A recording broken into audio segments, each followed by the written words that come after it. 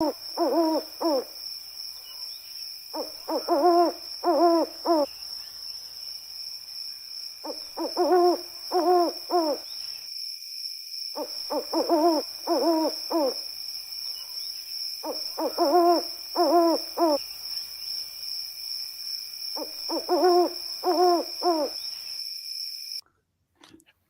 welcome, all you late night owls. It is the late night Lakers Fast Break. Welcome to the Lakers Fast Break podcast. It's Gerald Glassford along with Yummy Swoot from Lakerholics.com. It is Jamie Sweet. Go ahead and check out his 5 Things articles today at Lakerholics.com. I'm not going to give you the whole big intro today because A, it's not going to be on audio. It's only for YouTube only and Facebook and all that. And also, as well, the man from LakersBall.com and Synblades with a Y.com. It is Joe Soro. Again, it's late night, so I'll reduce the number of introductions on what we have to go ahead and say. But, guys, it's great to have you here on the eve of the Lakers finishing out the regular season. And we still got a lot to talk about when it comes to what's going on. Jamie, I know you wanted to have your say, and Joe and I wanted to hear. That's why we're on tonight with you, because we're curious. We're curious on exactly how well the Lakers will do the rest of the season. And, you know, you and Laker Tom go back and forth. He always considers you and I the glass half empty. And, you know, since I want to stay on good terms with Laker Tom, I don't want to say exactly in retort what I think of that. But I will say that it means that we're sort of pragmatic in the way we see things, although you clearly were surprised that the Lakers made moves at the trade deadline. How do you think it's worked out in that one game in New Orleans, and how do you think it'll work out the rest of the season? I mean, we can't. Let's be honest. We can't. To derive much from one game is insanity. But I think that it was nice to hear Darvin Ham committing to that starting lineup to start off this 23 game spurt, as opposed to what am I? Let's see if something works. And if it doesn't work, it's not going to work. You're not going to, like, with 15 games remaining, 12, whatever the number ends up being, when you maybe want to switch from this lineup. Maybe just don't. maybe just try to plow through with a vision and see where the vision takes you. But I mean, health allowing for such a thing. That's been the biggest detriment to our lineups, is the lack of availability of our two best players. So, and that's what these next 23 games are really going to come down to: is how many games does LeBron play? Can AD stay on the floor? Can he play at a 70 to 90% level? And, like, to what degree of that is consistent? If it's consistently 70% effective AD, it's going to be hard to win a lot of these games, I think. If it's, closer to 80, 85, 90 effective AD, I think we'll probably win some games some people think we might lose. So, I mean, everything always comes down. It's funny to talk about so many things, but really it all comes down to if LeBron and AD can play at a decent level. If they can, I like our chances in just about any game. Okay. Obviously, they can't do it alone. And so one player I'm looking for more consistency out of is Malik Beasley, who's had a very up and down. And I know that's a shooter's rep. That's a shooter's curse. You're on fire one game, you miss 3 shots the next game, and your percentage takes a dive. And, you're playing under the brightest lights, the biggest microscope.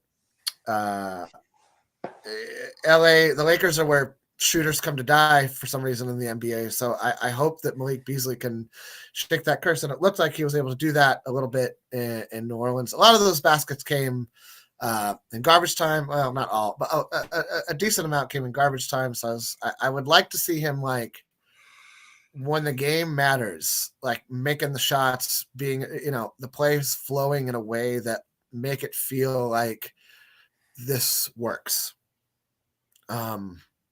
I still have a lot of questions defensively, but again, that's going to come down to AD's health and engagement, LeBron's availability and engagement, and can some of these guys just hold their own? We're not going to be a defensive stalwart team to finish the season. That, I think, should be clear to everyone by now. Can we be average? Can we be average defensively? And can we be mildly efficient on offense? If we can be those two things, if the rest of the team can be those two things, and LeBron and AD are close to what we know LeBron and AD are capable of when they're healthy and engaged, I like our chances to win 75 to 80% of the remaining games. Really? I So do. because we were thinking 15-8, 16-7. What were you thinking? I mean, if I don't think that gets you in the playoffs. You don't think 16-7, which is 9 games above 500, which would put the Lakers at about 4 games above 500. That would not get them in the play-in, or at least. I don't. Okay, probably the play-in.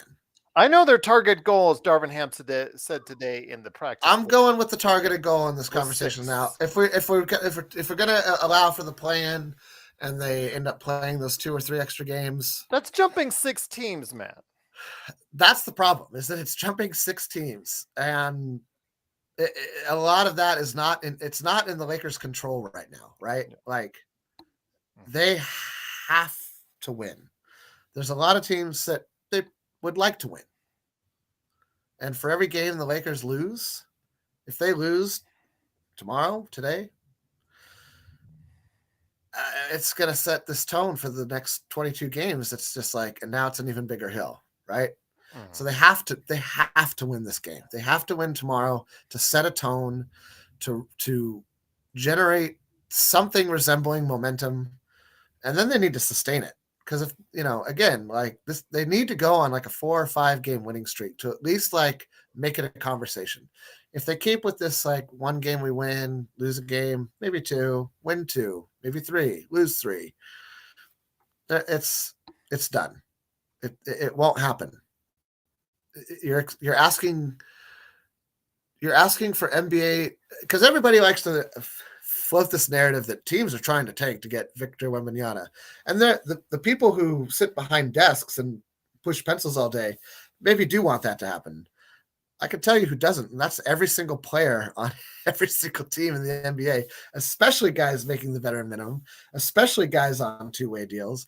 And those are, by and large, the kind of guys that have a chance to kill the Lakers because we're not going to defend them. We'll take them for granted. And that's been the whole problem with this team all season, is that they take little things. Taking little things for granted is a problem that doesn't just exist in sport, but is magnified by sport. And this team just has a bad habit of taking little things for granted, thinking that they can win this game, thinking that LeBron can miss some time because his foot cut. There's no more taking things for granted. So I think these first 3 games, but especially this first game, are going to tell us a lot about the character and the heart of this Laker team. If they can come out and dominate like they did against New Orleans going into the break, there's only 2 back-to-backs, I think, for the rest of the season, if I remember my schedule right. Yeah, that's correct. And there's, I think, only like 4 or 5 games left against the Eastern Conference. Maybe it's a little higher than that. Well, I was saying the next 10 games are the toughest 10 games of this 23 games. Yeah, it starts off harder and then it gets a little easier, but yes, it won't matter if you don't come out of these 10 games with momentum. If you come out of these 10 games 500, I don't think you can do it. I don't think this team can do it. I really don't. Once again, it's the late night Lakers fast break. Good morning, everyone. It's past midnight here, and everybody that is watching and listening, or if you're watching this on replay, it is Jamie Sweet, Gerald Glassford, and the man right below us here from Simblades, now moving up on the charts right here, simblades.com. Good morning to Joe. Joe, you said you never sleep. Again, I call you like a Bond villain who goes ahead and like the one that puts the mask on, and the one that Pierce Brosnan was in, and used to like 4 hours of sleep, and boom, there you go. I will say though, I'm all kidding aside, you and I are pumped because the Lakers head out for the rest of the season, and as we talked about on the previous show, the next 10 games are so important because this is going to dictate the rest of the NBA season for the Los Angeles Lakers. Yes, success never sleeps is the tagline. Yes. And for those of you who don't know, I am very successful. Uh, and it, it only adds to the narcissistic personality that I have Yes.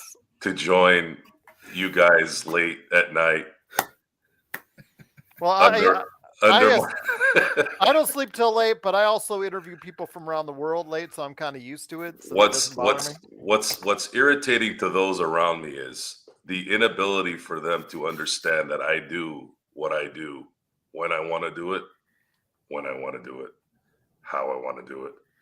It really bothers people because I'm not just some Leonardo DiCaprio going out getting tail. I have a family. I have kids. I have responsibilities. I own a business. I do all this crap, right?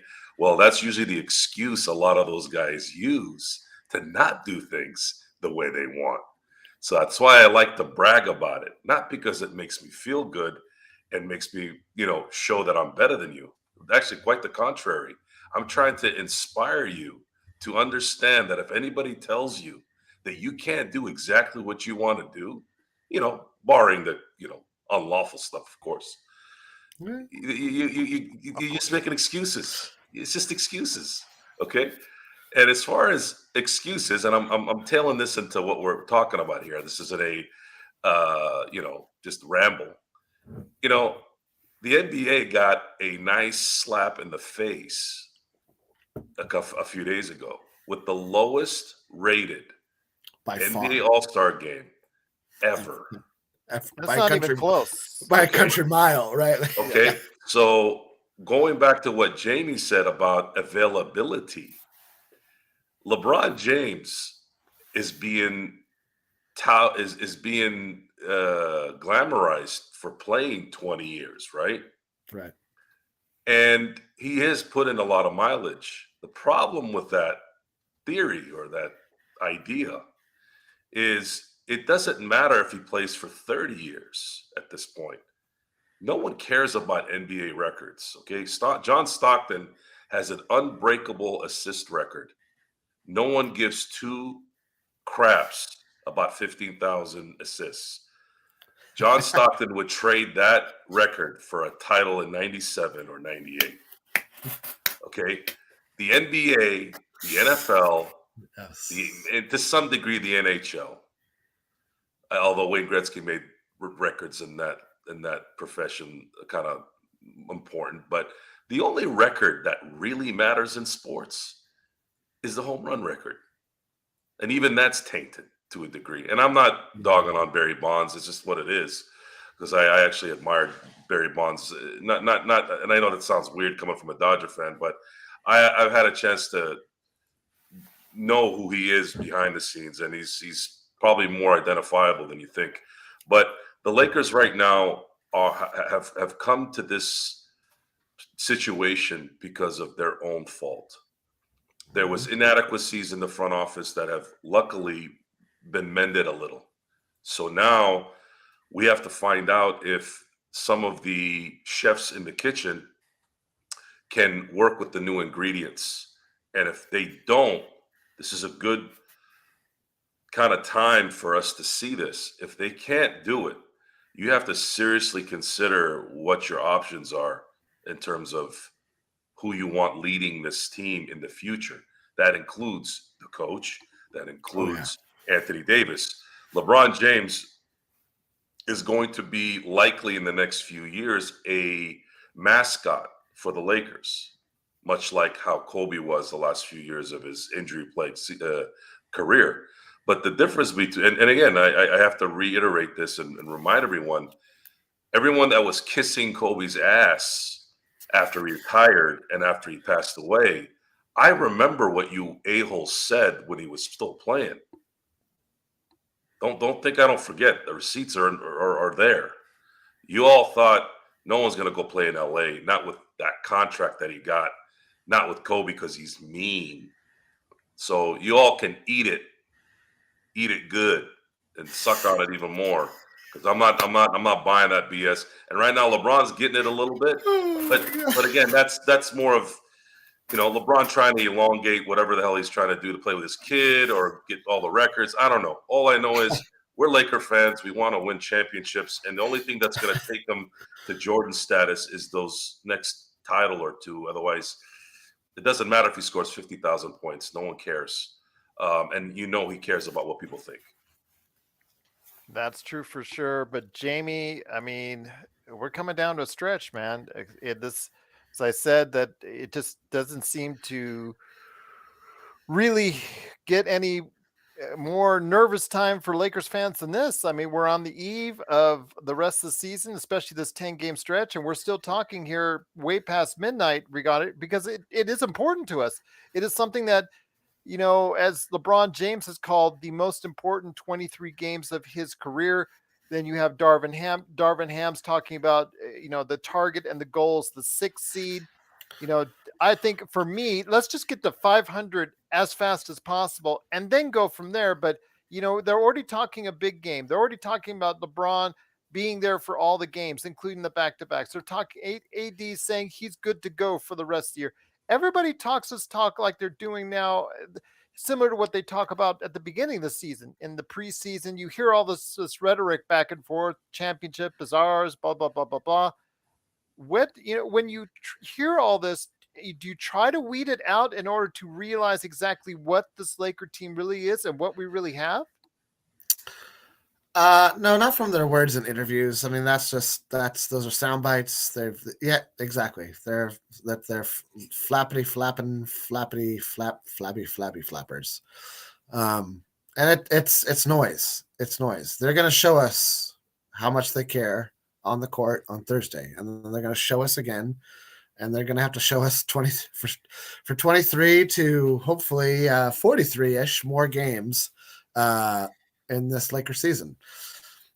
That's the only arena that I care about. All the interviews and clips and sound bites and people who aren't even associated with the team, going on ESPN and saying this or that from a source, all of that, I really basically almost completely tune out.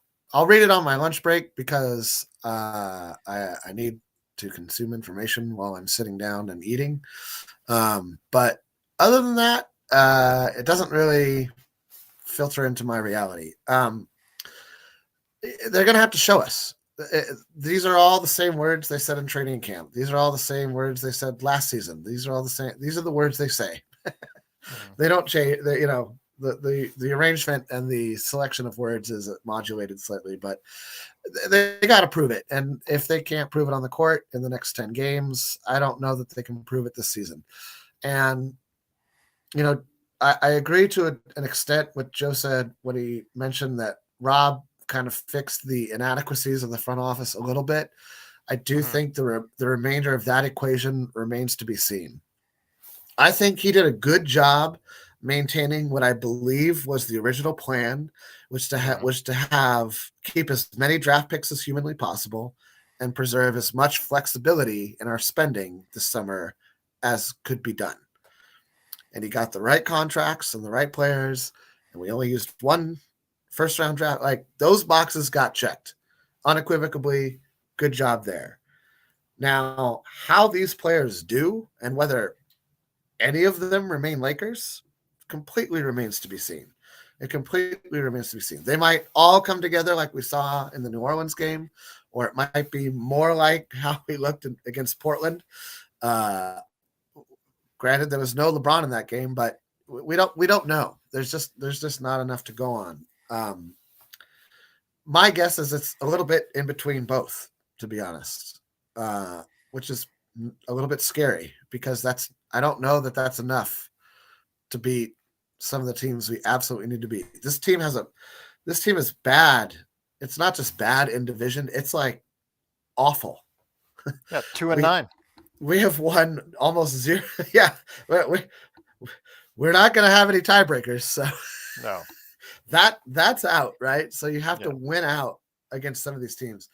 The games on the calendar that scare me the most are the game against the Clippers, which I think is the next to the last game in the season, or the next to the last game. Mm-hmm. The Russell Westbrook leg Clippers. You mean the one where he drops a 50-point triple double on us just to prove a point? Right. Like these are the things. Like these these are the things that I'm like, oh man, don't let that happen. Like, Would the let's triple double include turnovers? that would be a quadruple double, which he's done before. Yeah. He's done a quadruple double when 10 of them were turnovers. I think multiple times. But it's the timing, right? All of it's the timing. And so again, Joe made another good salient point about the low ratings. The bubble playoffs was one of the lowest rating NBA playoffs in history. The NBA has a problem in terms. I think it absolutely ties back to availability. Like, you're getting paid $47 million to play a basketball game. You're getting, even like $15 million. Like, come on, man. Like, get to it or go home. So we'll see. I really want this team to come together. I think that it can come together. I think you absolutely have to question everything from top to bottom if they can't even make the play-in. Everybody thought Luke Walton was going to be a fantastic coach. Related to players, had player experience, had been a part of a winning culture. That didn't work out so well no matter where he coached. Darvin Ham is about to face that same question. Are you just the next Luke Walton? Or are you the next Steve Kerr? Or somewhere in the middle and you end up like Frank Vogel fired because you did your job. Well, actually, he was prevented in many ways from doing his job completely. I would agree with that, but that's not for him to. That's an interesting point too, Jamie. Sorry to interrupt, but no, please. Out of the three coaches, Frank Vogel was the only one that had an identity. I agree. That gave his team an identity. He was known as a defensive coach, and he had an identity. His identity was so effective that AD in 2021, where he missed more games than any other year, I think even including now, at least so far, or at least that's where it'll calculate if AD ends up playing the rest of the year without injury. They were still the number one defense in the league. And when he got back, they were playing well. They were up 2-1 against Phoenix until he went out, and that was it. So I find it comical that he became the scapegoat. And he really never really had any respect, even when he was winning. They just assumed that, oh, well, it's AD and then LeBron, which goes to show you why we were so upset with management for actually even insinuating that, maybe not verbally, maybe not publicly, but in your actions. The fact that you fired Frank Vogel to hire Darvin Ham, who's worse than Frank Vogel, is not really doing your job well. No. This team needed someone that wasn't a Darvin Ham was the 4-year college player in basketball. He should have been a coach way before he became a head coach. And the last team he needed to coach as his first job was the LA Lakers, around a LeBron team where there's drama every time he's on anything, whether he's bringing it on his own or not. I thought it's not a good decision. This team needed someone who commanded respect and had an identity that they could implement on this team. And this is all kind of spilling over to the whole NBA in general. And, I'm not saying the NBA hasn't been terrible at picking coaches and GMs in the past. They're probably one of the worst leagues in picking good GMs and good coaches. And a lot of that has to do with the fact that we have to enable these babies, these divas, because they're so limited. They're so limited. This first round draft picks that we were talking about in the show earlier. This whole thing with first round draft picks, that picking somebody in the 17th overall pick or 20th or whatever, like, those guys are not franchise changers 99% of the time. You're not going to get Kawhi Leonard at 17 every other year. You're going to get that once in a decade, maybe, if you're lucky. You have Giannis and you have Kawhi Leonard, I think, in my memory, that have been past the 10 number, that are franchise guys. Kuzma, baby, Kuzma. No, I'm just kidding. So you had, when you were screwing this up before, you at least had guys like Kobe, guys like, as boring as Tim Duncan was, people admired Tim Duncan for who he was. guy that went to school for 4 years, guy that stayed loyal with his team, guy that was obedient in terms of anyone in terms of his status. No one really ever has been as obedient and as team oriented as Tim Duncan, as a megastar, right? People admired that, even though it was boring. You had Shaq, you had all these guys, but now you don't really have a lot of the up and coming guys that are really guys that you want to go and kind of, yeah, man, yeah, I'm, you talk, I'm with that guy. yeah, it's what Luka Doncic. People in America don't really. Do they really know who he is? Do they really care? I mean, yeah, maybe some here and there. Jimmy Butler, we saw what happened with that, guys. And Jimmy Butler was supposed to be one of the few guys that had kind of a little old school in him, right? That's why it didn't work out in Minnesota. That's why Embiid got all butthurt when he was there in Philly. And then all of a sudden, you got a fan that traveled from Argentina, only to find out that he was sick, but not sick enough to not party after the game with the kids. with the The kids. kids. So don't insult Right. our intelligence, okay? If you're honest with yourself and you're gonna put yourself out there, and I'm sure Jamie will. Gerald's a little more PC. I get it, Gerald. We need PC people to balance us out. But Why, when it thank comes you. to guys like me and Jamie and I don't mess around, okay? You guys say something, you do something, we're gonna call you out on it if it's stupid. And And if this you don't like us, we don't really care. I really don't. I mean, Well, I do call out the real stupid trolls out there. Especially the racist trolls. When they throw that racist stuff out there, I'm on that, and I really abhor that. That's likely just bad. That's just really bad. It is true, but that's likely some building the Russians and the Chinese bot where they just troll people online to start stuff up. I think I found out that from some of my Fed friends in the federal government. That's what they actually do. And by the way, I said abhor, ABHOR. It is just letting you know that's just extreme. Abhor. We're gonna teach our audience about what really happens behind the scenes. So, and going back, you don't even want to know all the stuff that goes on behind the scenes. Pulling back the curtains. in going back to our situation, we have adopted the current culture of the NBA, and the current culture right now is slapping Adam Silver in the face every time he goes to the office now.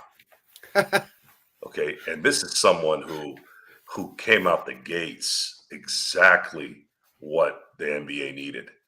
Yeah. And now, ever since 2020, the reason why the late ratings were so bad in 2020 was because there was a political stance that took place there, and a lot of people were offended by it. Because you can't certainly say that they couldn't watch. Everybody was stuck at home. If there was any time there was going to be high ratings, it would be in 2020. But after we got past that crybaby stuff, where all the people are like, "I'm never going to watch it again. Oh, you didn't stand up." Okay, we're past that now. Now you can't use that as an excuse. Now your product is trash because none of your damn players play. Okay, and that All-Star game, I watched 2 minutes, and I wanted to throw up. That's 2 minutes more than I did. It was bad. I mean, 0 it minutes. was bad. It was Also, so bad. 0 interest level. I was interested. I turned it on. Except, why did you have a draft that lasted 35 minutes? Okay, and Giannis, God bless him, he didn't even know who he had on his team. He didn't even know who was playing. Okay, that's called inability to be organized. Why? Because you're worried about what? You're worried about offending people. You're worried about asking somebody for too much because they're playing 82 games a year. Oh my God. They're playing 82 games a year. They're tired after making $40 million a year with all the doctors and all the nutritionists and all the first class flights and all this pampering and ass kissing by every person that they meet every day in the hotel and at the valet and all this. And we have to still pamper these a-holes, and you're surprised that they've finally taken advantage of that because of their entitlement. And the leading guy, unfortunately, guys, is LeBron James. LeBron James and Kawhi Leonard have championed this mentality. So I'm not going to just blame LeBron. Kawhi has a big part of it. And the reason why I use Kawhi as an example is because at some point he was 1 and 2 with LeBron. You know, he was winning Finals MVPs in LeBron's prime more than once. So he needs to be called out. Oh, just because you're quiet, just because you're nice, just because you're still driving your 97 Tahoe, I don't give a crap. You need to be playing more games. If you want the Clippers to win, you need to be playing more games, brother. Okay? And you already know how I feel about Paul George. You know, I haven't talked about this. I haven't talked about this in depth because I know Gerald gets all squeamish. But Paul George cost them more in that 2020 series against Denver than any of the guys on that team. And you guys all know why. I've already said it, and I'm not going to say it again. So this is all continually to just build and build and build. And Ant-Man came out. For those of you who know who Ant-Man is, Anthony, plays in Minnesota. Paul Does Rudd? anybody Edwards? Oh, Does anybody really know who Anthony Edwards is? Like household people? Because I think so. every time I say Anthony Edwards, everyone thinks I'm talking about Top Gun. Well, Anthony Edwards out of Georgia. I think the best thing that people can say about it is that he started playing he started playing school ball as far as at least organizational ball basketball in the 10th grade. So he was late, and to see how he's developed since the 10th grade, you know, I know that I was listening to a podcast earlier today where they were talking about him, and it's funny because they say, you know, he must have held a ball or must have done something, must have played some street ball or something before the 10th grade. Well, you know what?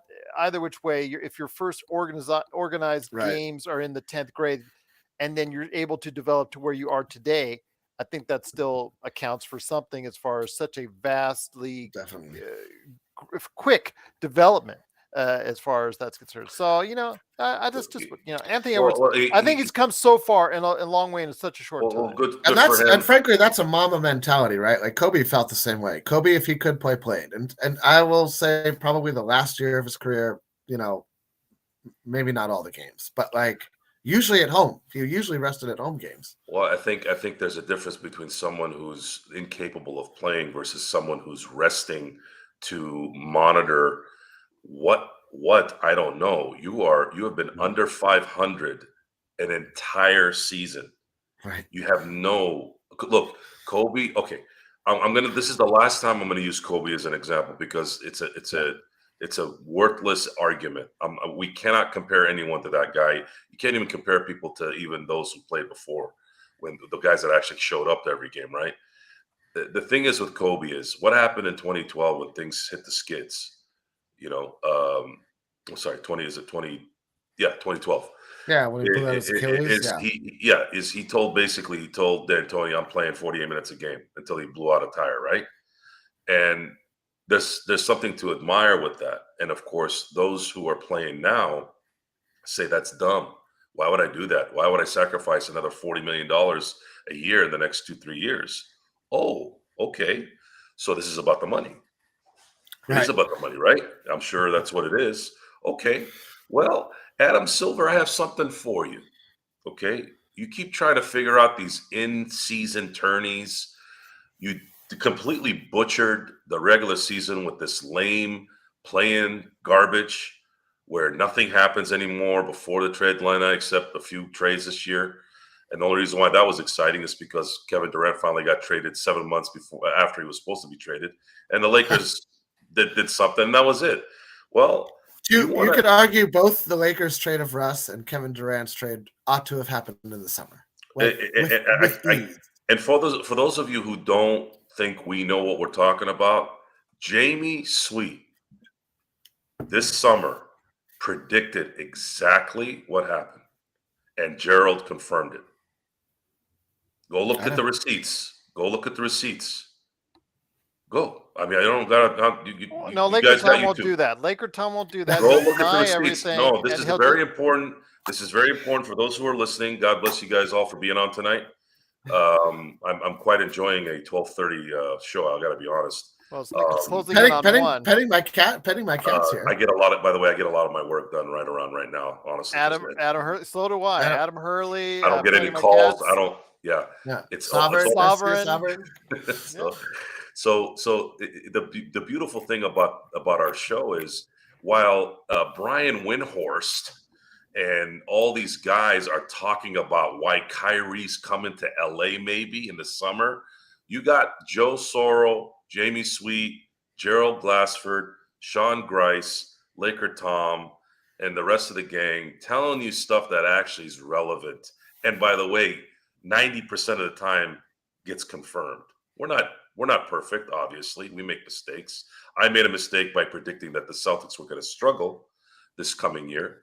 But that's usually what happens when a team loses in the finals. But they're the anomaly this year. Plus, I think they got a better coach in Joe Mazzulla. So I didn't see that coming. That was a surprise. So, but other than that, we've been pretty dead on.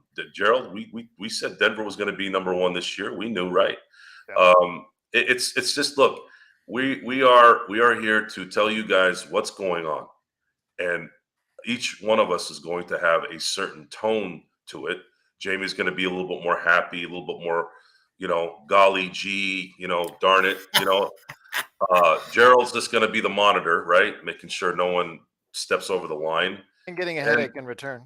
Yeah, there you go. But in the end, we're trying to explain to the crowd out there that hopefully one day it'll extend to all those other guys, that if you guys keep telling us things and it's not what it is, we're going to tell you you're dumb without really telling you you're dumb. Yeah, I was going to say, we might not use those words. Yeah, you don't want to call somebody dumb. No, but you can say it in a nice way, or let's say professional way, and go, what in the hell are you talking about? You're a lollygagger. So this whole talk about LeBron is the most important 23 games of his career. Okay. Darvin Ham. Right? We're at the show me stage. Like, great. Darvin, fantastic. Again, I think we should sympathize with LeBron's situation a little bit from the verbal standpoint. He's extremely verbally challenged. He doesn't really enunciate or concoct good phrases in interviews, even after 20 years of being in the league. So he's not eloquent. Let's just put it that way. And that becomes a problem when pressure is on, because it gets worse, because you got to think about what you're saying while you're saying it. You don't have an easy flow on it. And of course, there's always that, well, they're saying this because of this. And more often, there's a lot of trolls out there. There's a lot of scumbags out there that just want to hate. I get it. Look at Tom Brady. Tom Brady carries himself pretty well in interviews and very accommodating. Heck, when there was political stuff being thrown his way, he's just like, I'm sorry, I have to go, guys. Thank you for being here. Instead of going nuts, right? But even guys that are online, like you'll read stuff and you can see the jealousy in the words. Okay, we're not talking about those guys. We're talking about the ones that actually like know what's going on, like guys like us. Like, if you're gonna tell us something, do it. I think it would have been better if he just said, we need to stay healthy the next 23 games. Okay, that's my concern right now. Right. And if he had said that, we just want to stay healthy and play with a consistent starting lineup and a consistent flow, which health is going to play a big part in it. If we can do that, there's a very good chance that we can make a run here. Oh my God, how much better would that have been, right? That makes sense. Darvin Ham, to some degree, I'm not faulting him for wanting to mentioning the 6th seed. That's kind of like Vince Lombardi saying we're going to chase perfection, but in that moment we know we're not going to catch it. We'll catch excellence. Okay, cool. Here we are. I'm just mentioning to the chat, Adam and I are conversating back and forth. As Sovereign says, obvious trolls are obvious. Yes, that they are indeed. I was just mentioning to Adam, which brings up a good subject, because we were talking about the motor, and I was telling Adam, I'm dreaming of the day that Mo Bamba actually has a motor comparable to Jared Vanderbilt. That would be actually a dream come true. And just imagine how great that would be if that was the case. It's not going to happen. I'm not worried about Mo Bamba's motor. He'd still be an Orlando Magic player if he was that way. And that is correct. Am I alone in that I don't understand the Mo Bamba hype? I don't get it. Again, I don't even see, like. Yeah, I think we lost the better player in Thomas Bryant. Let me put it that way.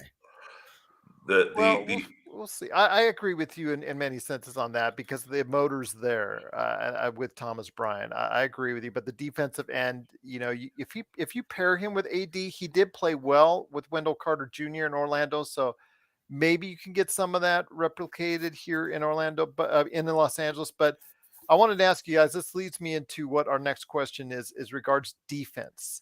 Something we haven't talked about much of on the show. I still have a concern for it. Adam was talking about it when it concerns Lonnie Walker the fourth, why he's where he's at in the rotation, be his size, and the fact is when he got hurt, he came back. There were other people already replacing him in the rotation, and his defense isn't the greatest, and his shot three from outside was not as good as it once was to start the season, I think. But it's nice to have him there, like you said, Adam, as a 12th, 11th, 12th guy. But the defense is going to still be of concern because, Jared Vanderbilt has played, great defense in what we've seen in the Spurs so far. Yes. Obviously, you've got AD. If he's healthy, can play the defense that you need to. The thing is, though, can Mo Bamba come off the bench and give you any type of defense? And most importantly, can the backcourt defense, which you and I have always talked about, the perimeter defense, which was a great key to the Lakers' bubble success and the championship, which was a great key to why they have failed in the past two seasons, was their perimeter defense. I'm going to start with you, Jamie. Are you as concerned as I am on it? Because, Beasley and Russell, their main detraction is defense and being able to stay with guards in the pick and roll and on the perimeter. You have, of course, Reeves can play a lot of guards, can't play all the guards, and he certainly can't play up against the stars because he always looks bad there, but he can play up against most guards and small forwards in the league, and Troy Brown Jr. can as well. So your thoughts on the defense for the Lakers, because this is something of great importance. I think the offense has improved greatly. You still got to push the pace, but now you can shoot better, but defense is still of great concern to me.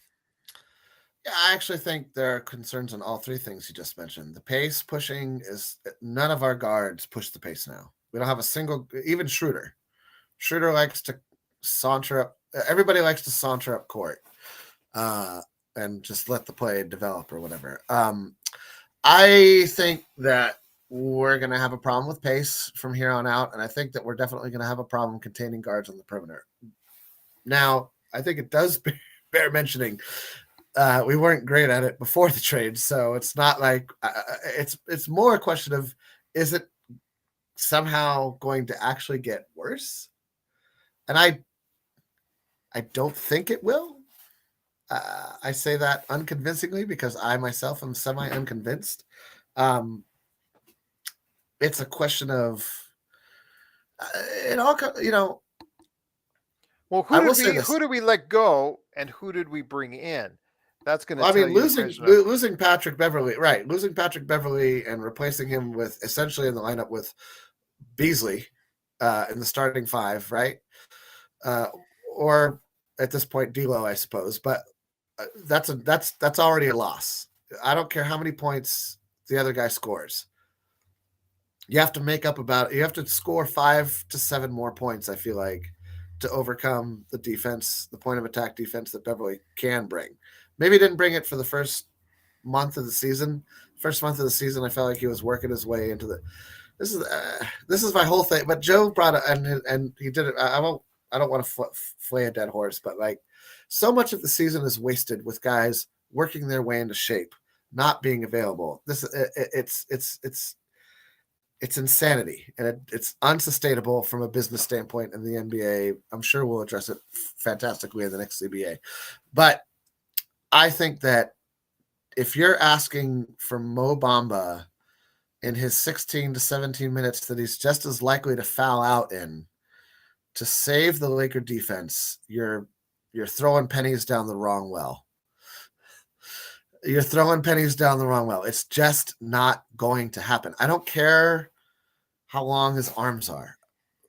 I don't care that he's 7'1" but somehow magically 7'10" when he raises his arms in the air. Because if he's out of position, it doesn't matter. Yeah, it doesn't matter what his physical stature is, because and perhaps people have somehow incredibly already forgotten the legend of Taylor Horton Tucker, who also had very long arms, was supposed to be this magical defending. And it just doesn't happen like that. You don't play defense because you have long arms. You play defense because you want to. And you don't play defense because you don't want to. And so Mo Bamba can want to play defense, or he can be like THT, but taller. I think when it comes though to Patrick Beverley, though, his defense was dependent on who he was playing against. When he was matched up against 6'7", 6'8" forwards, that's not his fault, though. That's not his fault. That was his challenge that he took on as a 6'1" quote unquote wing. Because against Damian Lillard, he was very good. I'll give you that because of Rob Pelinka's ineptitude, not because of Patrick. Yes, that was like, hey man, you want to start? This is what we're going to ask you to do. Yes, I would like to start, and I guess I will do that. Sure. No. That's a Rob Pelinka error. That's not. I'm not going to put Patrick Beverley not guarding 6'8" guys well on Patrick Beverley. The fact that was the strategy to begin with tells you everything that's wrong with the Laker organization, from the absolute top to the absolute bottom. I'm going to exclude the ball boys. Okay, not to the very bottom of there's like 10 people who we don't blame, but after that, that's not on Patrick Beverley. Patrick Beverley tried very, very, very, very hard on a roll. That was a Sisyphean task. He's going to push that boulder up and it's going to roll right back down every single night, because AD was around for half of his games, a little more than half. Yeah. Who's his backline defender? Who's he funneling to? A guy who's only a few inches taller than the guy he's guarding, who's also not a great defender, who's better at rebounding than Mo Bamba is, of course. But like, this is the problem. The Lakers built a team that was only going to hopefully maybe be kind of fixed by a trade. That's not strategy. That's wishful thinking. There was no thought. And you could argue, oh, well, Rob was supposed to make a trade, but he didn't have the stone to pull it off. He couldn't convince the team, the organization, to make it happen when it should have happened almost a year ago. This summer. Well, last summer. The summer preceding the season. I'm just saying, like, these we're trying to blame the people that we watch on TV and not the people who put them in the position that they're in. And I take umbrage to that. Same reason Frank Vogel got fired. We couldn't possibly, we who are so knowledgeable and have been around the game for so many years, couldn't possibly have been wrong. It simply must have been this coach who only coached this ragamuffin team of ragtag rebellious, to the best defensive efficient record in the league. And I can't buy this narrative. It's not Patrick Beverley's fault. I'm going to take umbrage with that. And it's borderline annoying that people can. It's like it was Russ's fault and LeBron's fault even that he's not surrounded by shooters. Right? I think I'm going to slightly disagree with you, because Patrick Beverley is the type of individual, his mannerisms, that's the kind of challenge he wants to take on. He's telling the coaching staff, I want to take on Durant. I want to take on the 6'8" guy. I want to take on the 6'10" guy. I want to go ahead and guard up against him. I want to bring a camera on the court during overtime. Exactly. I'm not listen, the Coyote also, he wants to guard the best player on the other team. That is his mentality. Whether it's a 6'10" guy or a 6'2" guy. That's fantastic. It's up to the coach and it's up to the organization to talk sense into that. The Coyote always wants to eat the roadrunner, even when there's an atomic bomb in the. Do you see? We're faulting the people who have built a fortune on creating what they believe to be good habits. It is not that person's fault when you enable them to their most ardent desire. If you put Caligula in modern day Vegas, you shouldn't be surprised if there are massive. You still have orgies. a bad movie. I'm just saying. Like that's the fault of the coach. The coach has to say, I thank you so much, Patrick Beverley, for your incredible invitation to guard guys who are bigger, stronger, faster, and can basically just shoot over you. That's fantastic that you're willing to do that. And there might come a time when I ask you to do that. But for the most part, we're going to leave that to Troy Brown. Or, and pardon me for suggesting something crazy, LeBron James. Oh, I'm sorry. No, never mind. LeBron's got to guard the guy in the corner who barely runs. That's how that has to work. So this is that I'm not. No. That's an organizational failure. Joe, your thoughts on this? Because I know Petting My Cat has also said in the chat that he'd be great in a playoff stretch and run, but when you have Beverly, it comes with a lot of things as well as far as his attitude. We'll see what he does in Chicago.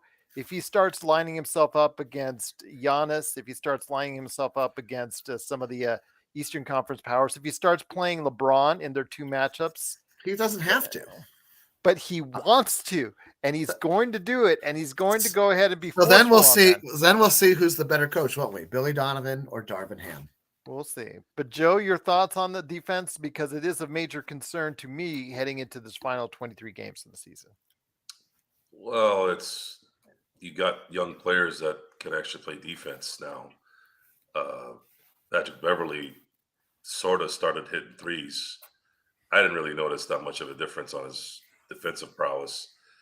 His mouth and his attitude and his execution is really ultimately what Agreed. doesn't belong on this team. You have a team of impressionable players who are already fragile with two guys that are supposed to be leading the team that are not around. And then you have Patrick Beverly, who's yapping like a yak with no substance behind it. This is just not the Patrick Beverly is. He's a dead bug on a windshield to me. He never mattered to this team. And he doesn't matter now, except ESPN and these lousy sports stations now have to put quotes about what Patrick Beverly said in Chicago. That's how bad everything is right now. They're so bad at having legitimate takes that they have to put that on the headline.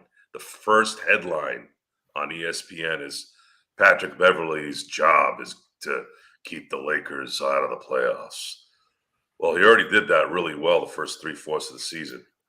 So I can't disagree there. I would, it doesn't matter whether they triumph or not. Who cares what Patrick Beverly thinks or whether he exists? The fact that we're still talking about him and he's been gone for 2 weeks is embarrassing, especially at 1:13 in the morning Pacific Standard Time. I am only concerned for one thing and one thing only with this team: availability. Okay? Availability. Availability. I don't care about your records. I don't care about what you did 2 years ago. We're in the what are you doing today business, not about what happened 2 years ago. Let's do this. Be available. Play every game. Yes, even against Charlotte, even against Orlando, even against Atlanta. Play those games. Why? Just like when you're working out, you don't see these professional bodybuilders taking a day off 12 weeks before the Olympia, do you? No, they're dedicated all the way through. You don't think they want to rest? You don't think that they think they're big enough already? Come on, that's. But this is something again that we're stuck in this current generation old guys saying that things were better before. I never actually said that. All I'm saying is you suck now, regardless of whether it was good back then or worse. Athletes suck ass right now when it comes to availability. And I'm tired of it because they're making more money now than ever before. And the excuse on that is, well, that's why they're kind of scaling back because they don't want to lose that $40 million investment. I go, oh, really? So you're going to pay a guy $40 million to preserve him for what? To do what? For to just what? to sell tickets during the regular season? Well, in case you guys haven't been paying attention, have you guys heard about what happened with Bally Sports recently? Yep. That's something we haven't discussed much on the show. Okay, guys, I was going to wait till, the right moment. Guys, remember what I said at the beginning of the year and this summer, and actually even before then? is sports has had this advantage where the TV contracts have covered a lot of their rear ends because that's how the contract's set up, right? Well, all the extra concessions and all the extra tickets sold, that's kind of gravy. They don't really need fans. And you guys saw that during the pandemic. They lost a little bit of money, but they didn't fold. I guarantee you, if this had happened in 1977 or 76, there would have been like 4 or 5 teams that would have been defunct for sure if you didn't have fans in the crowd. Now, the TV contracts have put a little mayonnaise on that. It's okay. They kind of were able to withstand it.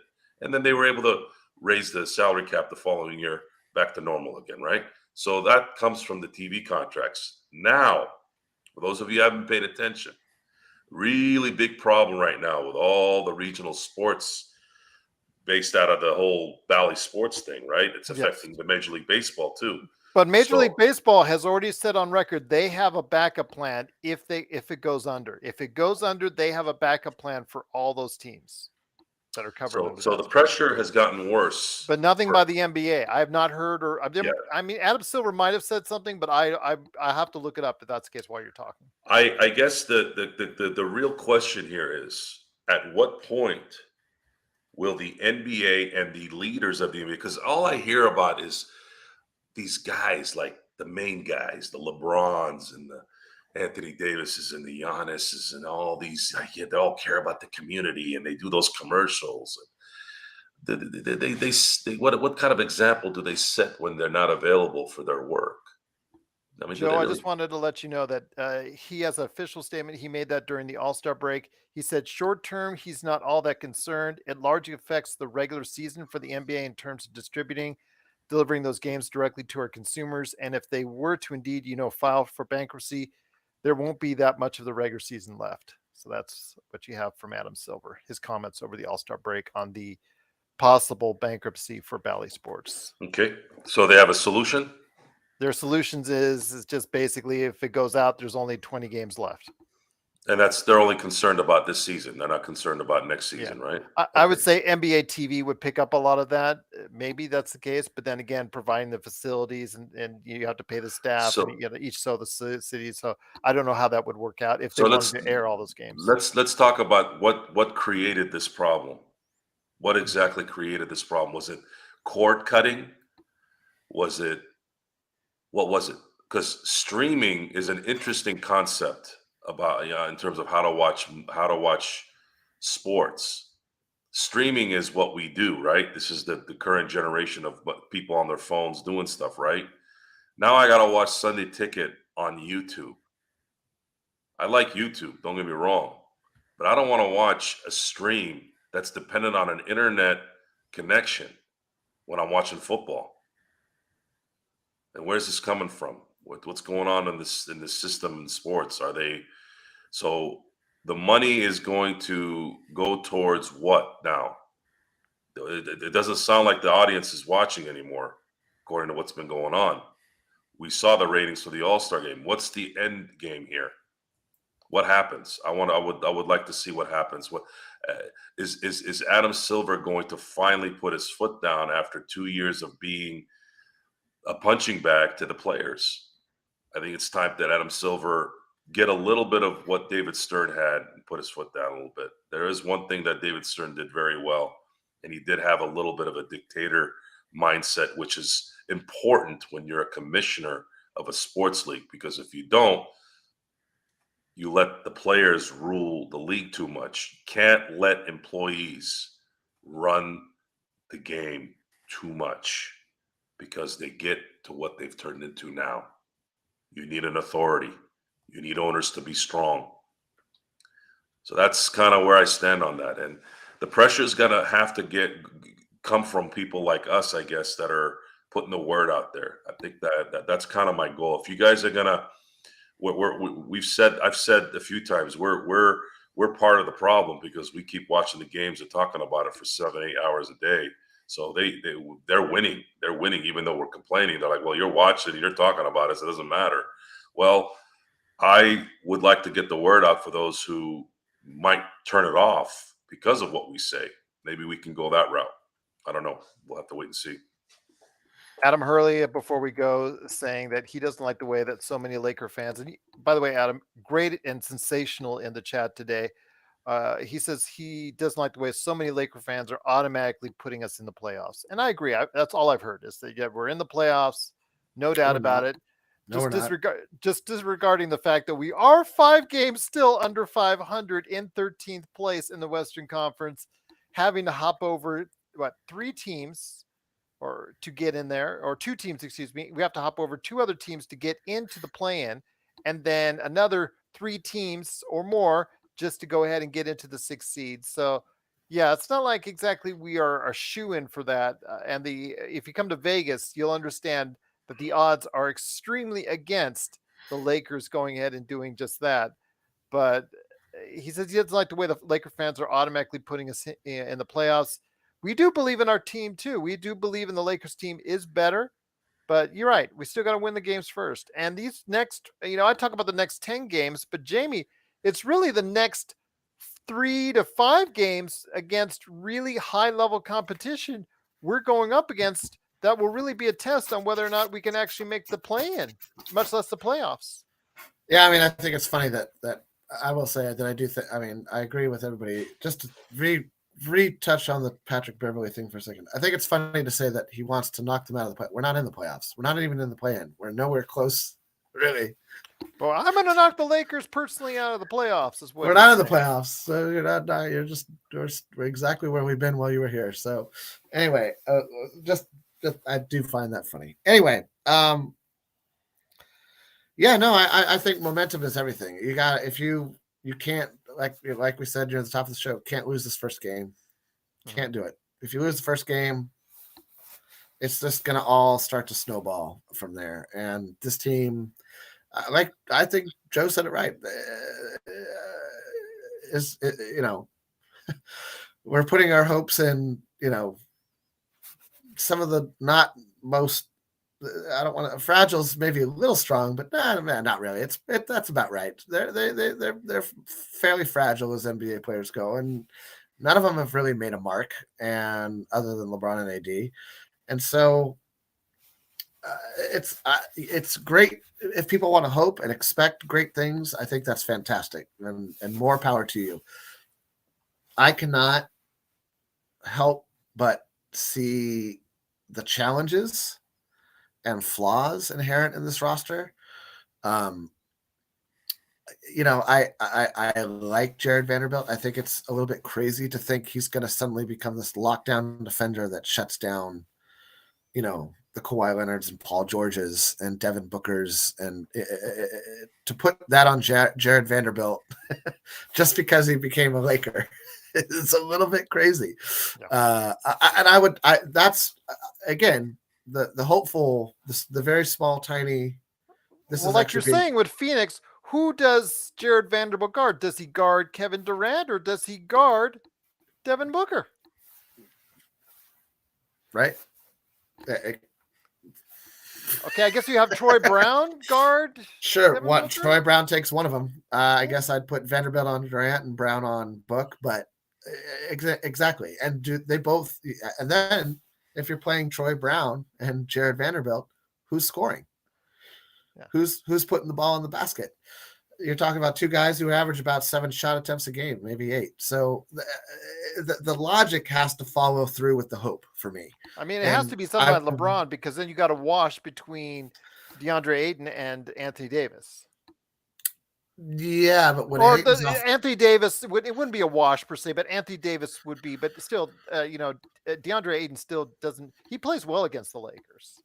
I don't think you're going to see a lineup with Brown, Vanderbilt, LeBron, and AD in it.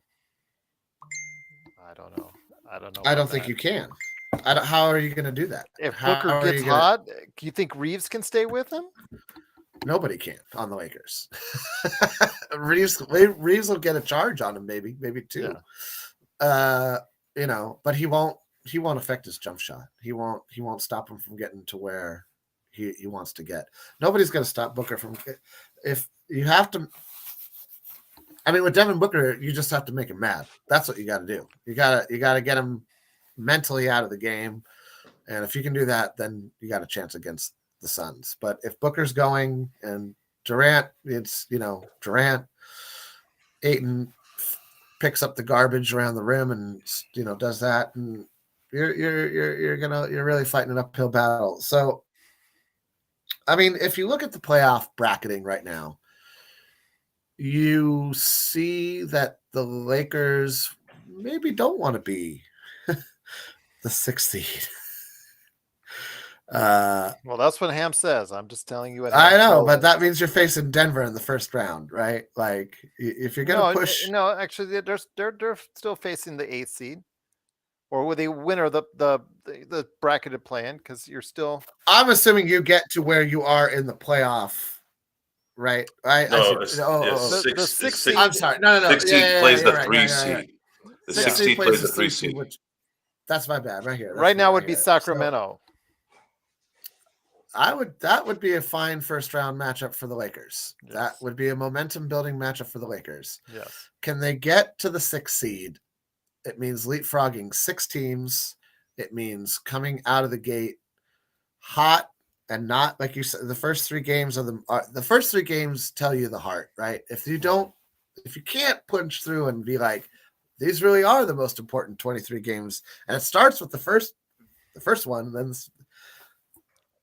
and if by 10 games in you're still playing 500 ball, it's not happening. It's not happening. I mean, any thoughts on this before we head on out, my friend? I think it would be ideal if they made the 6th seed and played Sacramento in the first round. I think it would be funny hearing the Kings squeal about how the Lakers take them out in the first round. You're not lighting that beam today.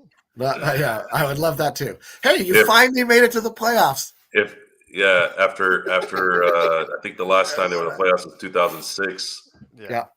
And Longest you meet an old foe who you hate. Who you still think got a championship due to refs cheating.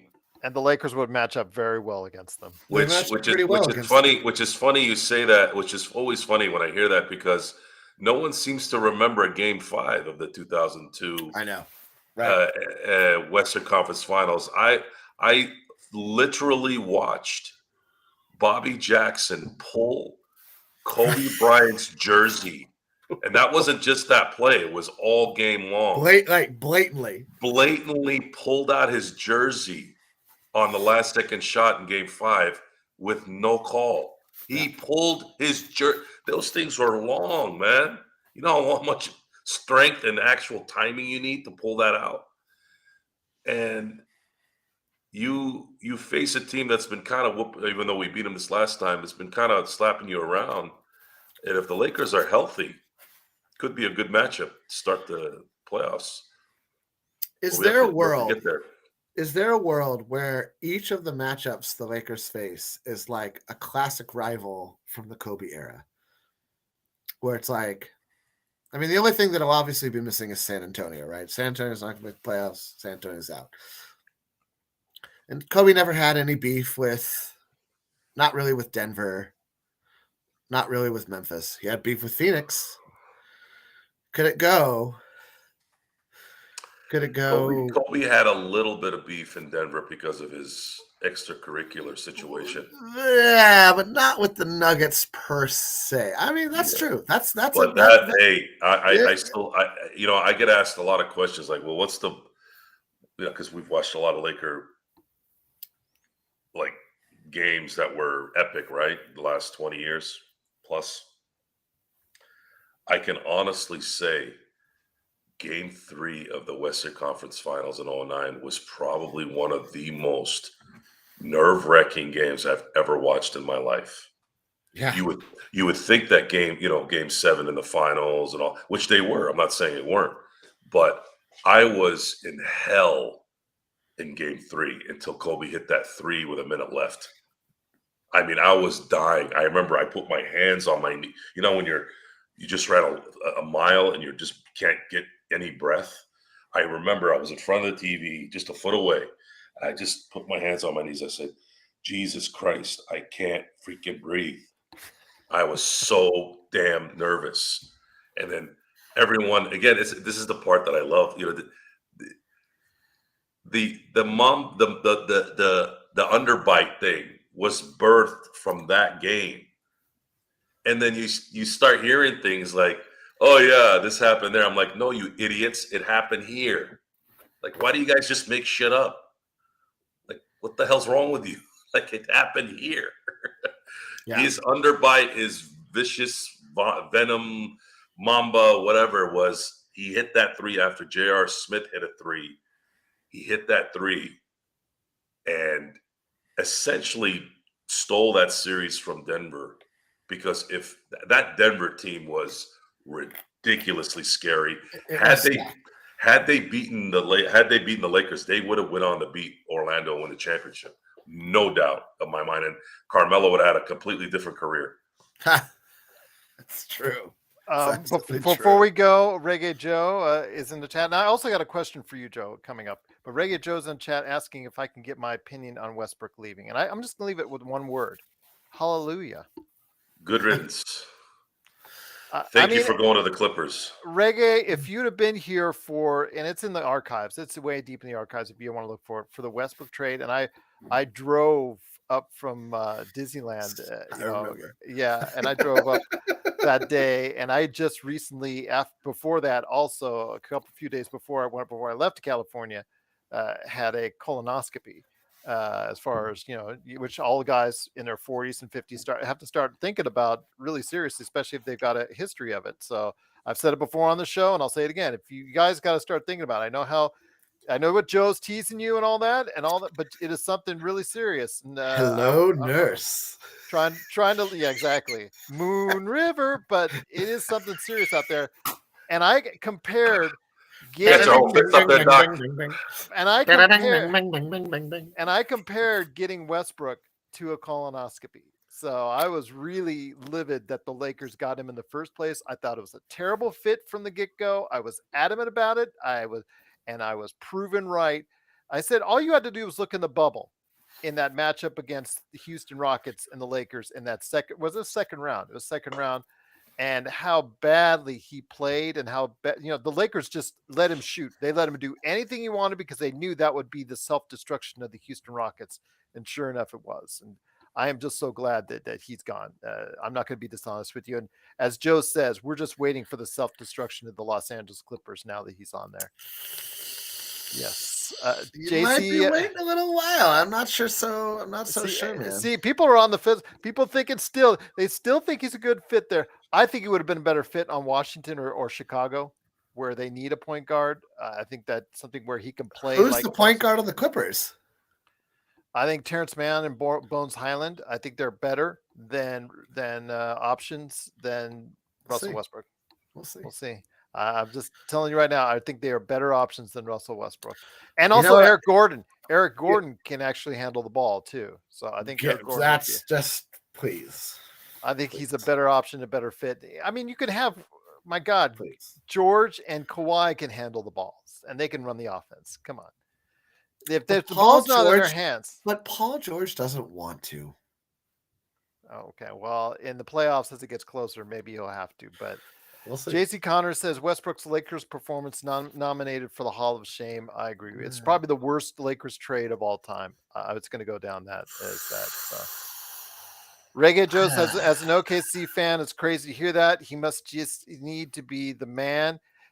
Again, his style of play fits certain teams, certain roles, and as his athleticism just declines just a bit, his shot selection and his court awareness, those mistakes, they start sticking out, Reggae Joe, a little bit more. And OKC, I'm not going to fault OKC for doing what they did as far as letting him go and making the trade or whatnot. Obviously, they've benefited from it. They've got a wealth of young talent and a wealth of draft picks. Their future is looking probably better than almost anybody in the NBA right now. We talked about it tonight as far as a possible trade destination for AD. I mean, what? You could talk about Utah. You could talk about Memphis, New Orleans. You got to put OKC up there, Jamie. There is no way the Lakers are trading AD to OKC. I didn't. Well, we're saying that it's just a possible thing that could happen. But Joe didn't like that either. So. It's that no. Listen, no. Come on. There's no way Clutch lets AD go to OKC. He's either going to New York or Chicago. Okay, Jordan's saying Miami. Jordan's saying that the Dwight Howard 4-team trade was a worse trade than the Russell Westbrook trade. I'm going to say no because that Jordan, you're on. Go to sleep, dude. Really? But with all due respect, Jordan, I'm going to say what the hell is wrong with you? I'm going to say no for one reason. That's because the Dwight disaster was only 1 year, one season. This has taken place over the course of 2 seasons, cost the Lakers 2 first-round draft picks they'll never get back. Remember, it's everybody. I'm sorry. I'm going to say the same thing I said about Patrick Beverley. I'm going to say the same thing I said about Patrick Beverley. That's an organizational failure. So you That's say not Russell's fault that Rob Pelinka couldn't make 2 trades happen or couldn't. So you say the Beverly trade? The Lakers were 26-13 the last 39 games with Dwight, and Dwight won the rebounding title that year. And if Kobe doesn't blow out his Achilles, they have a shot at doing something in the playoffs. Maybe not win it all, but they would have been competitive. Russell Westbrook has been a disaster since he arrived. He has not brought anything good at all, ever. Again, not Russell's fault he was traded for, and not Russell's fault that Rob couldn't get the Laker cabal to agree to trade him in the summer. Yeah, not saying he's a good fit. I'm not critiquing his quality of play. I'm just saying that we're talking about 2 different things. You cannot blame Russell Westbrook for arriving here. No, he did. No. But the way people talk about it makes no. The way people talk about it is like, oh, he showed up and did all stuff. Well, he was brought here. Well, you got to remember somebody brought him here. But you got to remember he had those never conversations. Blame that guy. Well, yes, him, LeBron, AD. They had the famous meeting, and there's a whole slew of things people just kind of like to go. I don't like Russ. I think, Reggae, you're right that Westbrook is kind of a goofy fit for the Clippers, but then again, some people like it. Actually, I'm personally think that it's going to end up being like the Lakers. Again, I think he's best on a team that has few options and resources like Chicago right now. I think he would have been a tremendous fit there for them. I was surprised he didn't go to Chicago. Yeah, I think that was for his numbers and for his future. That would have been his best bet, because if he tanks, if he fails in the Clippers, that could be try to get him another job. It's going to be really hard. I mean, let's be honest. Does anybody see Russ getting more than what John Wall got this last summer, if not less? Well, he certainly thinks so. Well, that's fantastic. I'm sure John Wall thought he was going to make more money too. I'm not talking about, I'd be surprised if somebody gave him more than 10 mil. Joe, let me ask you this before we head on out, though. I talked with Jamie about it. How do the Lakers match up against a team with the revamped Suns in the Western Conference? Because that's a team, let's say the Lakers do very well. They do go ahead and get to the playoffs, and everything is Shangri-La. Everything runs well. Everybody's healthy. And you still got to go ahead and meet up against some great teams like Denver, Memphis, if you want to throw them in there, Golden State, if they ever find their act together and Curry comes back. But Phoenix seems to be everybody is on board, jumping on the Phoenix train right now. I mean, how do you think they match up against the Phoenix Suns? If both teams are healthy, Phoenix wins in 6. There you go. Right to the point. Yeah. Why do you think so? Do you think just too many options for them? Yeah, there's too many options, and Durant isn't one of those guys that needs a lot of acclimation. He's a sniper. He's a merc. You can fit him in anywhere, and he's a basketball junkie. He'll do what he's supposed to do. If there's one thing that Durant has never done in his entire career, is bust the chemistry on the court. Didn't matter what was going on with Draymond Green in his ear or whatever. If he doesn't bust his Achilles or his calf in 2019, they win that series and three-peat. And that's essentially what he is. If he's healthy, Phoenix is a very dangerous team. Booker's a scorer. He does fold when you mess him up. He's the Alonzo Mourning of guards. He's the Alonzo Mourning. You can get under his skin extremely easy. Yeah. And that tied to the fact that Chris Paul tends to flail out the deeper he goes into the playoffs. And he's obviously in his, 16th season now, 17th season. That doesn't play out well. Their depth is gone. So they're going to need Durant to be Durant of 2017, 2018. Can he? Or even the Brooklyn Nets when he was just one long toe away from beating Milwaukee in the first round. So it's such a crapshoot. I said this in the earlier broadcast. It's the Wild West Conference. Honestly, everybody's talking about the wrong team. Who do you think they should be talking and about? I tell you why Denver. Look, Denver is going to listen. I'm going by history. I'm going by history. So the Phoenix Suns are the only team in the history of the NBA that have beaten the Lakers more when it matters than the Celtics. 5 series in their history. Suns have had their number in important series, important games. So that's what I'm going off of. Denver, Denver's. I was saying this again in the earlier broadcast. Does anybody really fear Jokic? Do you still think he's the MVP? Because Reggie Joe was probably. Yeah. He's probably the MVP, but it becomes now more and more insignificant, and it's always been insignificant ever since you started giving MVPs to Charles Barkley and Karl Malone during Michael Jordan's prime. You are a fool when you don't pick the right guy because you feel like, let's give it to somebody else. When you do that, you've just diluted the whole point of an MVP. No one was more valuable to their team in 91, 92, 93, 96, 97, and 98 more than Michael Jordan. Yet you gave 2 of those MVPs to other guys.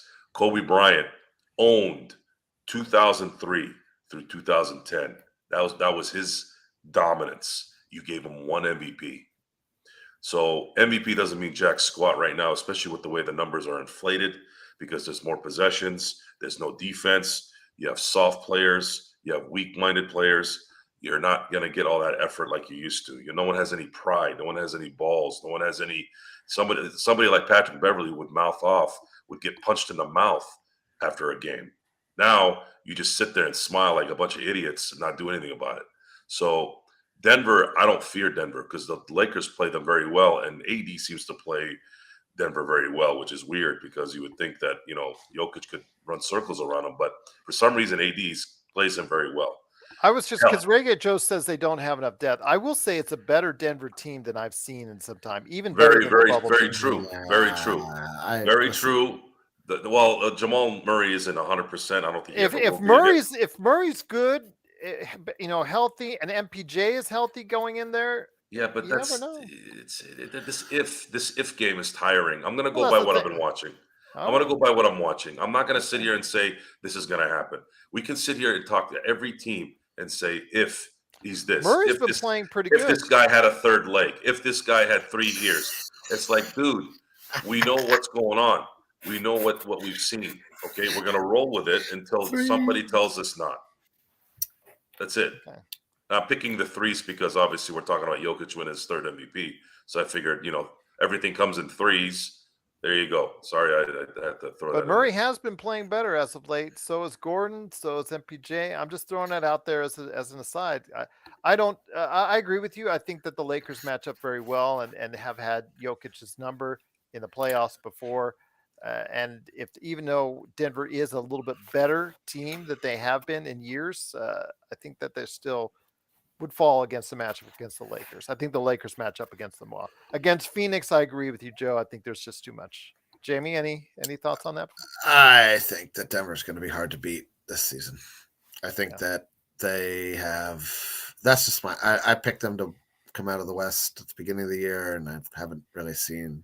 So did until somebody shows me something that I know that I understand the devaluation of in season awards, mainly because the regular season has been devalued overall, and that's kind of where that all comes from. I feel like, but I feel like they have a good chemistry and a solid identity, and it translates enough onto both sides of the floor. Denver's not leading the league in points scored. They're not leading the league in defense, but they're solid in both categories, and they're dynamite at home. They've only lost 4 games at home all season long. And I just don't see if if if Jokic is allowed to play like he is, if nobody can stop him, nobody's stopping Denver. And I feel like he's pretty hungry this season. Uh, and he showed it. It's incredible that nobody talks about. Everybody talks about all these other teams. Denver's been leading the West for quite a while this season. Last year, when Phoenix was leading the West, as an example, everybody was like, Phoenix this, Phoenix that, Phoenix this, Phoenix that. And I just think that people don't.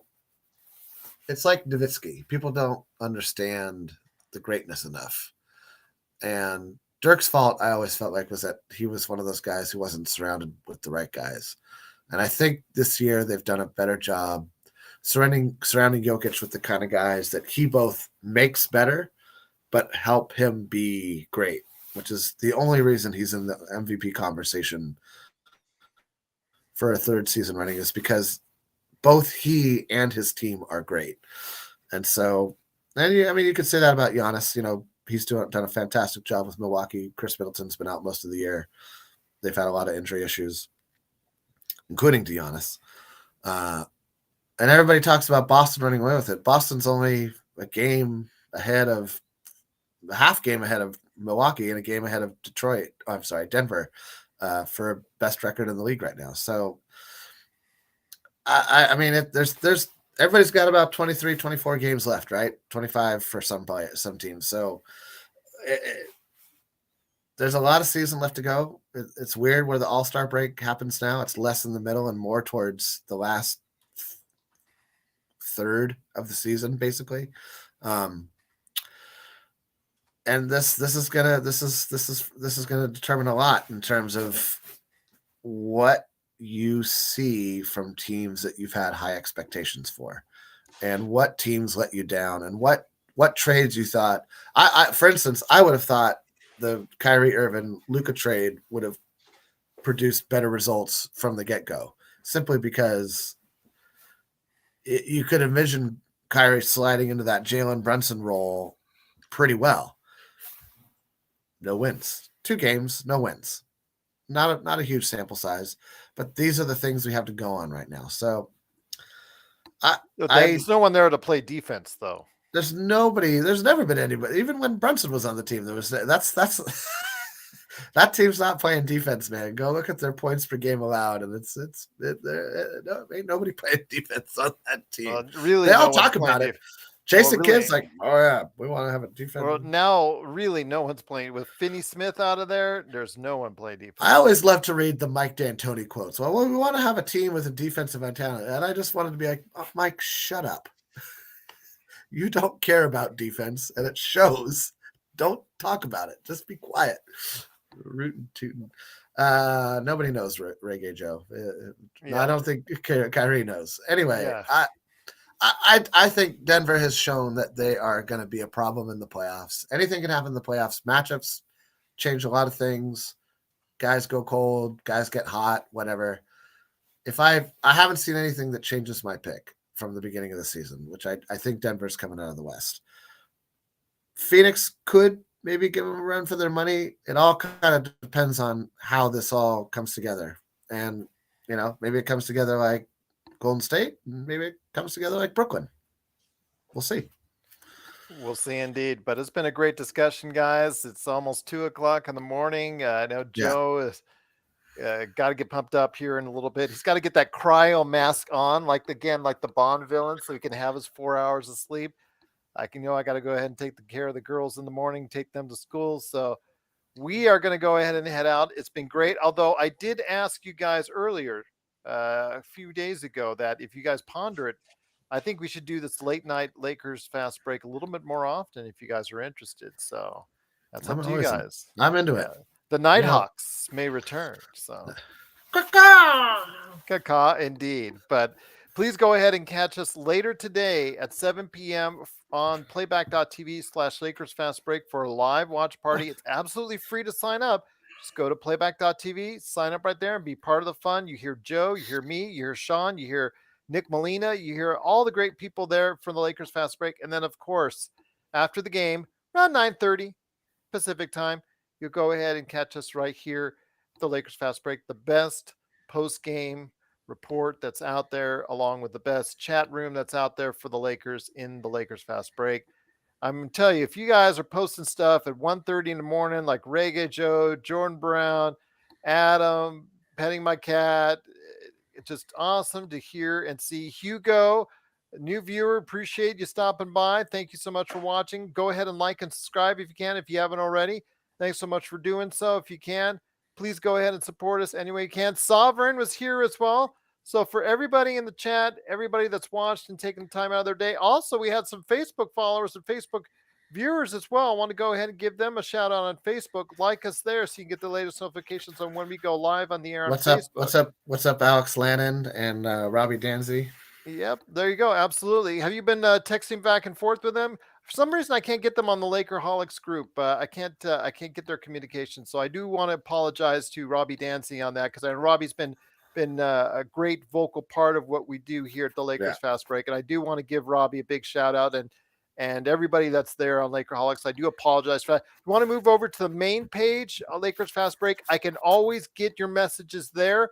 I just want to let you know. For some reason, I'm still having issues trying to get Lakerholics messages until after the fact, so I do apologize for that. Or check us out on YouTube, and we're here for you all the time. Subscribe today.